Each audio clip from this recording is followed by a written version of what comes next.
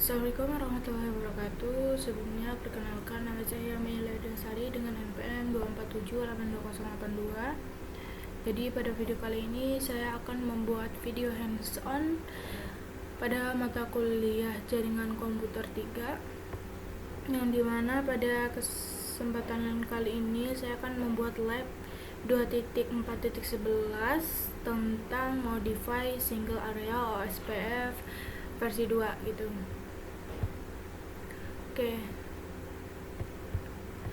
Jadi di sini juga terdapat penjelasan ya. Di sini terdapat addressing table, yang dimana pada lab ini kita tuh akan memodifikasi gitu konfigurasi default dari OSPF, khususnya pada hello interval. Kemudian pada kita akan mengubah date interval juga, kemudian akan mengatur bandwidth interface-nya. Jadi kita itu akan melihat bagaimana perubahan tersebut itu mempengaruhi dari hubungan antar routernya sendiri. Kemudian dia juga akan jalur routing yang dipilih oleh OSPF gitu. Dia itu akan mempengaruhi jalur routing yang dipilih oleh OSPF. Kemudian latar belakang atau skenario dari lab ini sendiri, yang dimana dalam jaringan berbasis OSPF atau Open Shortest Path First ini, setiap router itu tuh saling berkomunikasi menggunakan paket hello gitu untuk membangun hubungan yang disebut itu agency gitu ya. Jadi secara default itu untuk hello interval sendiri, dianya itu secara default ya itu 10 detik, dan untuk date intervalnya itu tuh 40 detik gitu. Namun dalam kondisi tertentu kita tuh perlu menyesuaikan nilai ini tuh agar yang pertama tuh agar jaringannya lebih cepat mendeteksi gangguan. Yang kedua, kita tuh menyesuaikan kebutuhan desain jaringannya. Selain itu juga OSPF memilih jalur terbaik berdasarkan cost yang dipengaruhi oleh bandwidth-nya. Nah, yang dimana pada praktikum kali ini dia itu menggunakan OSPF hello interval 15 dan date intervalnya itu 60.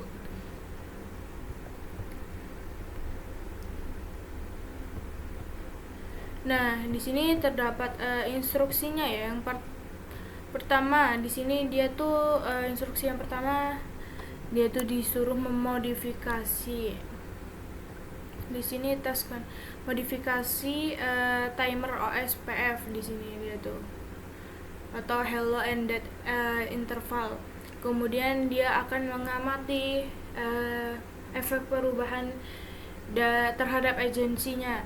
Kemudian dia juga akan mengubah bandwidth untuk mempengaruhi jalur routing. Yang keempat, dia juga tuh akan memastikan konektivitas tetap berjalan dengan baik.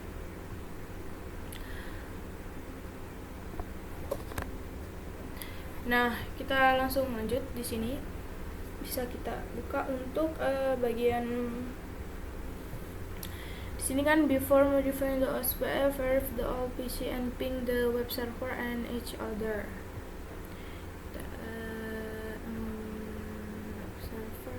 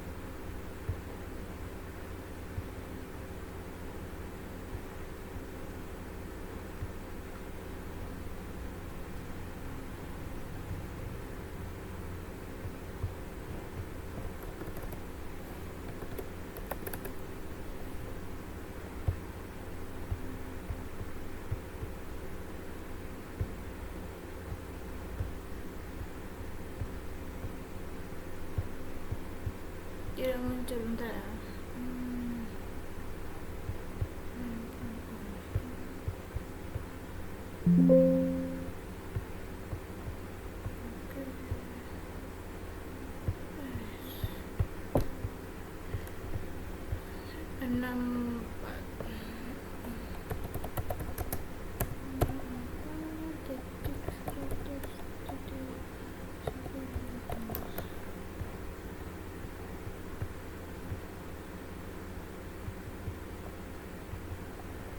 Nah, berhasil ya.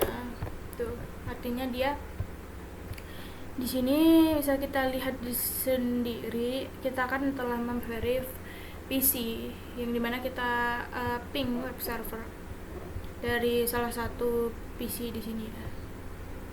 Artinya dia dapat terhubung gitu. Artinya dia berjalan dengan baik. Oke. Langsung lanjut ke router 1 di sini.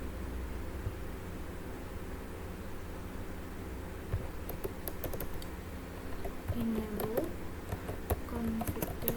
Nah, kemudian di sini dia diperintahkan untuk interface serial 0/0/0.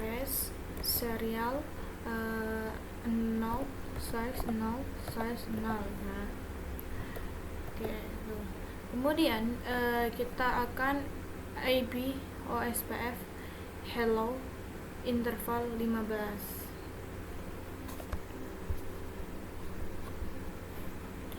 Nah, oke.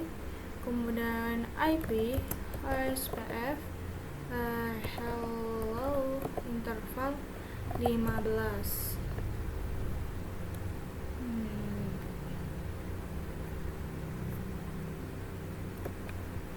Nah, di sini untuk hello interval di sini dia tuh berfungsi untuk mengatur waktu pengiriman paket hello menjadi 15 detik gitu. Yang artinya router itu tuh akan mengirim pesan ping atau hello setiap 15 detik untuk menjaga koneksi dengan router tetangga gitu. Dampaknya itu apa sih? Dampaknya itu yang pertama dia tuh lebih lambat dibanding defaultnya, yaitu 10 detik ya. Kemudian yang kedua, jika tidak sama dengan router tetangga, agensinya itu bisa gagal.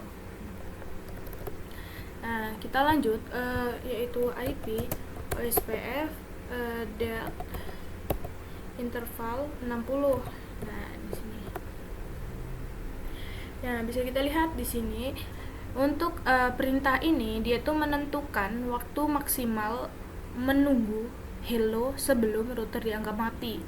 Jadi artinya jika dalam 60 detik tidak ada hello dari tetangga, maka router itu tuh akan menganggap koneksi itu tuh down. Jadi di sini hubungannya itu sangat penting karena dari interval itu tuh biasanya dia tuh 4 kali hello interval. Jadi 15 dikali 4 sama dengan 60, itu sudah sesuai. Kemudian setelah itu kita bisa melakukan bandwidth ya.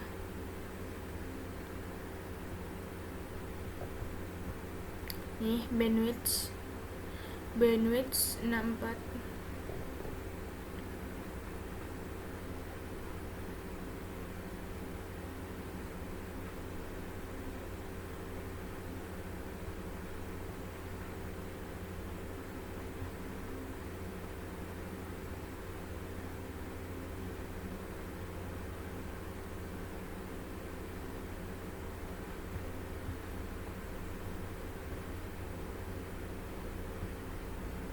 Nih dia diperintahkan di sini ya.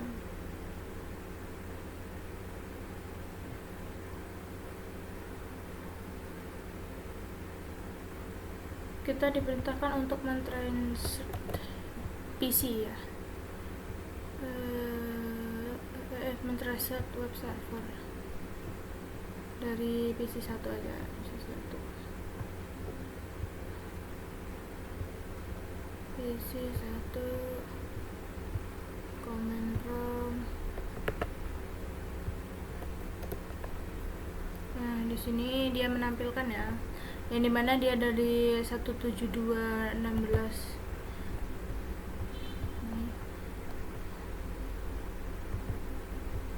dari 172.16.1.1 ini kayaknya punyanya ini punyanya router 1 ya. Kemudian ke 192 atau 68 10.6 berarti ke router 3 nih, jalan dia router 3. Kemudian 10.9 dia ke router 2, lalu 226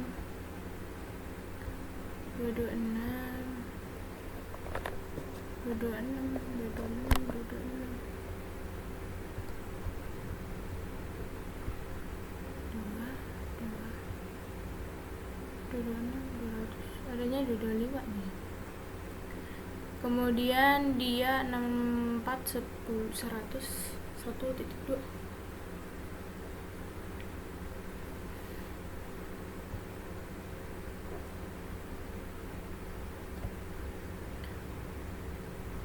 Nah ini dia langsung ke web server lagi, artinya trace complete. Lalu setelah itu kita bisa langsung melakukan bandwidth 64 ya, bandwidth 64 bandwidth 64.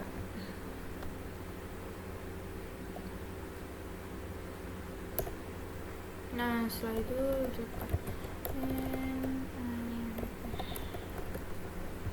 udah, kemudian kita lanjut untuk user 1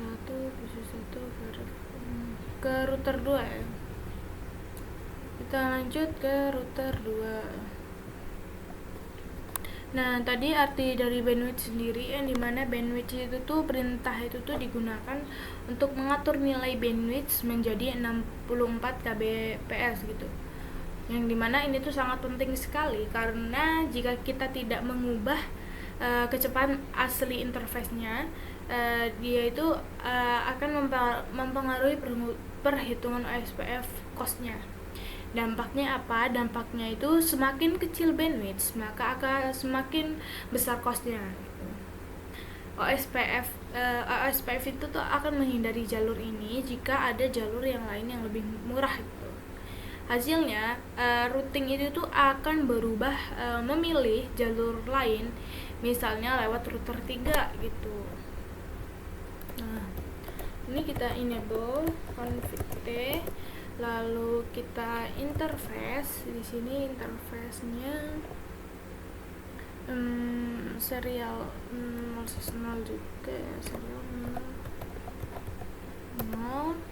Lalu kita IP SPF hello file, nah dia 15. Kemudian IP SPF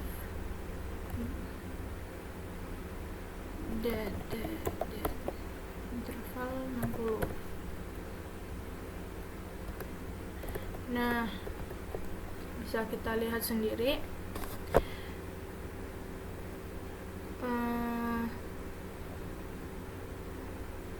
kenapa kita tuh menyamakan hello interval dan dead interval pada router 1 ya, karena SPF itu tuh harus memiliki nilai yang sama antar router tetangga ya. Jadi kan di sini kan dia tetanggaan ya, router 1 dan router 2. Jadi kita tuh harus membuat namanya itu tadi nilai yang sama gitu, nilai yang sama. Kemudian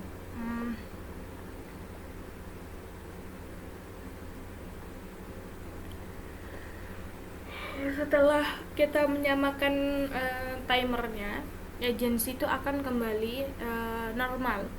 Kemudian routing itu akan berjalan kembali gitu. Ini berjalan kembali kan dia.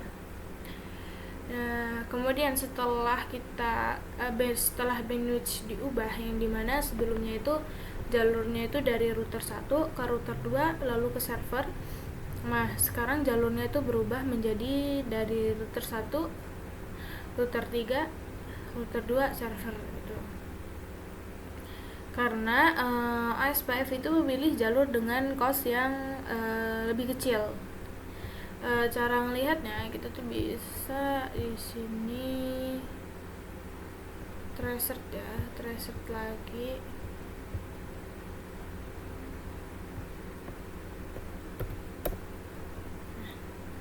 Berubah kan dia? Berubah ya di sini dianya. Oke. Jadi